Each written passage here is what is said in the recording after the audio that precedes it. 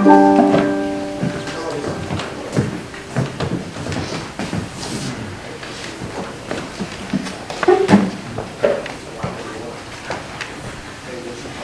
loves to pray?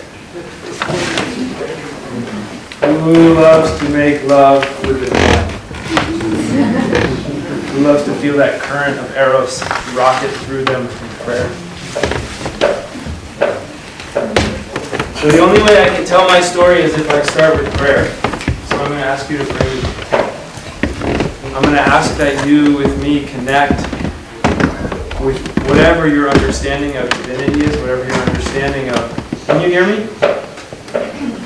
Whatever your understanding of that which is bigger than I. And weave the field with me while I speak and introduce myself and introduce my lineage.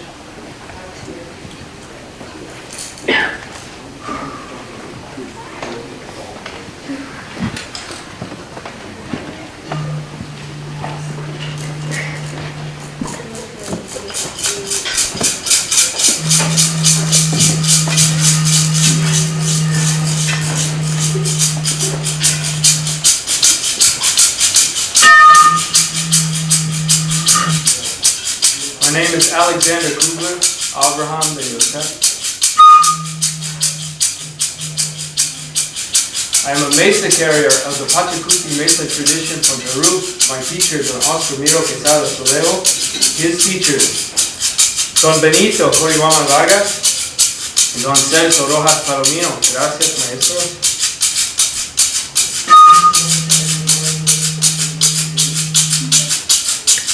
Iya textemuyu taitanchi suracocha pachacama.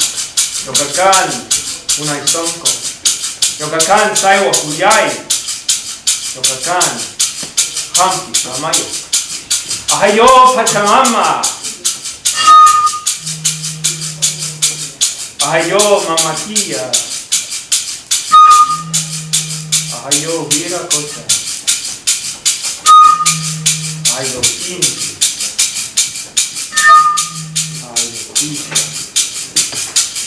Yokakan chincha chuyo aito misayo inti chuyo.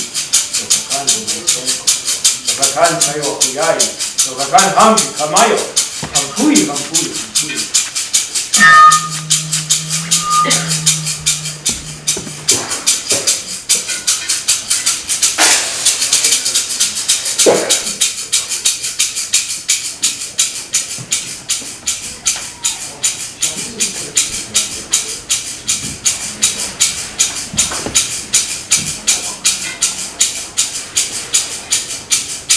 Apukuna, ayo apushasta.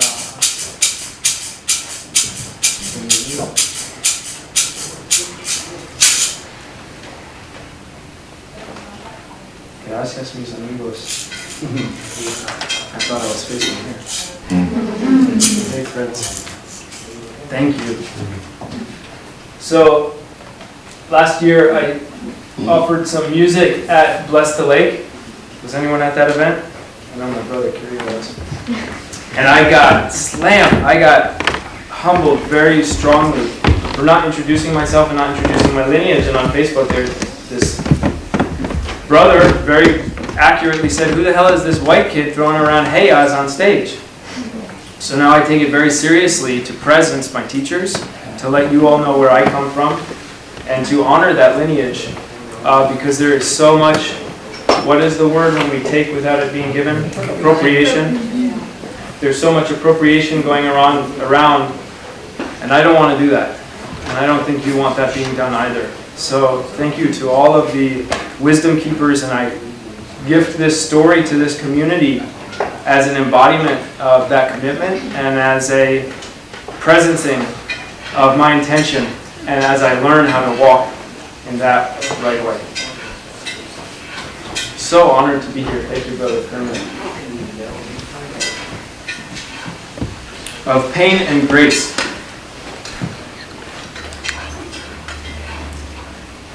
As I walked across the narrow gorge on Mount Shasta on day 2 of my solo vision quest, head pounding, legs full of lead, nauseous from dehydration, and thoughts of how weak I am circling through my mind. I saw in a flash why so many ancient schools of wisdom teach the importance of initiations through difficult and often painful life experiences. Not only do these journeys wake up in us tenacity and perseverance, but under the right conditions, we find ourselves wrung out, stretched to capacity, force emptied of what we know ourselves to be and what we know to be true. And in that void, in that space created within the very core of our being, if we are lucky, we are filled with something wholly new, something refined, something divine. We find ourselves changed by the mystery of grace, rewired and reborn, only because we have said yes to the discomfort and oftentimes to the pain and suffering inseparable from initiatory rituals like the vision quest or plant medicine ceremonies. My vision quest was not what I had prepared myself to believe it was to be. It was not beautiful, as I understood a trip to Mount Shasta to be. It was exhausting and at times excruciating. And a space was carved out inside of me with the blessed carving tool of pain. A space I did not know how to create by myself.